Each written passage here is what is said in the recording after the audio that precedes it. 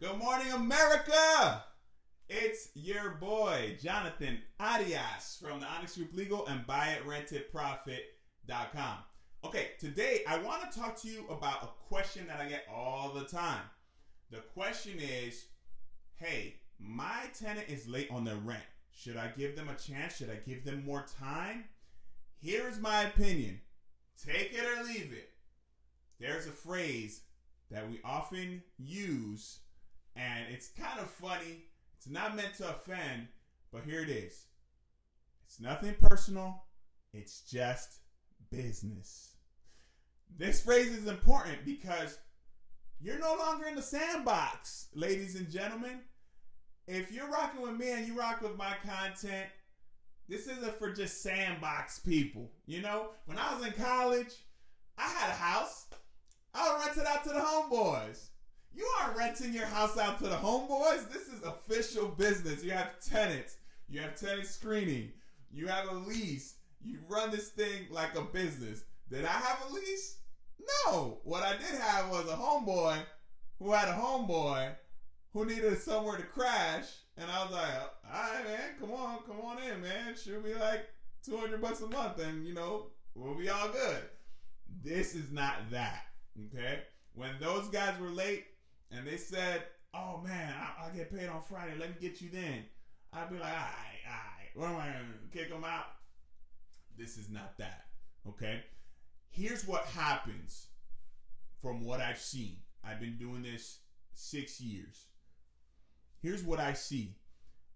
What happens is people will start making partial payments. They'll say, oh, I'll have it on Friday. I'll have it on this day. And they'll start making partial payments. So let's say the rent is, round numbers, $1,000. Okay? Then on that Friday, they don't have it all. So maybe they have $700. And you're like, yeah, $700 is better than zero. Let me go ahead and take this. And then they're like, yeah, I'll pay you the rest. Okay? The first rolls around again, and now it's $1,300 because it's 1,000 plus that 300. And you basically put yourself in a position where you're always playing catch up. I've seen that a lot of times. Also, the desire often is to be a nice guy. But what often happens is you actually ruin the relationship instead of strengthening it, because at that point, the person is ducking and dodging you, and it's no longer a landlord-tenant relationship. It's more like a debt collector-debtor relationship. And that's not what you want to be.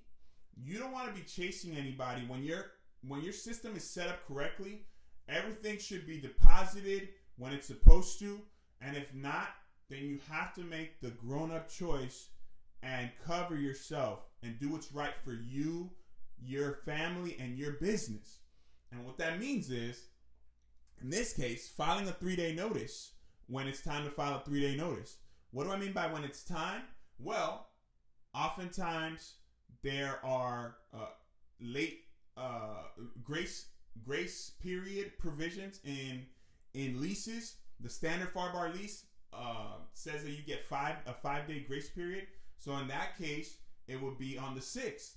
Some other leases don't have a grace period. Some have a 3-day grace period. Whenever that is, that's when you file the 3-day notice. And what you're doing at that point is you're getting the process started. Why? Because when it comes to multifamily, time is money. Okay? So you start messing around with time and you're losing out on money, you don't do things immediately, you're missing out on money because you're taking more time to do it, and that's less time that you're getting paid rent. So in this case, you file the 3-day notice, you give them a 3-day notice, and they have 3 days minus weekends, the days delivered, and holidays. So they have some time to catch up, but at that point they see there's an official document. This is serious.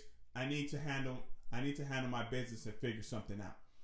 Afterwards, if you don't want to file a complaint immediately because you actually believe your tenant is going to do something, then that's your decision to make. But you can then file it immediately. You don't have to wait on a time period to pass. So basically what I see all the time is, okay, time period passes in that I'm waiting for their next paycheck. And then after all that, they lied to me or they didn't come through because of unfortunate circumstances. Then I have to wait another time period based on the 3-day notice and you know the holidays and weekends that come with that. So I say eliminate all that, handle your business, send a 3-day notice on the first opportunity, and then after that you can file a complaint whenever. I recommend doing it right then and there. You could always settle with your tenant when you're in court. You could say, hey, look, I didn't even want this to happen. Let's settle, catch up. And at that point, what happens is you have an agreement in court in writing that says, hey, if this person doesn't comply with what they said, then I get an automatic final judgment. And then I give that writ of possession that I'm going to get to the sheriff. And it just speeds the process up. But the point is, you are covering yourself, which is what's most important. I know you're a nice guy. I know you. You are awesome. God bless you. God loves you. You're awesome. You're a nice person. You're not a jerk. But I've seen too many times where somebody takes advantage of you and you end up looking like the bad guy anyway. What I'm saying, avoid all that. Handle your business early. Okay? All right. Listen, this is good advice. If you want other good advice, you could always check us out on Instagram, YouTube, Facebook, The Onyx Group Legal, and our website, theonyxgrouplegal.com. Of course, you can check us out as well at buyitRentitProfit.com. Thank you very much for your time and your attention. You are awesome. God bless you.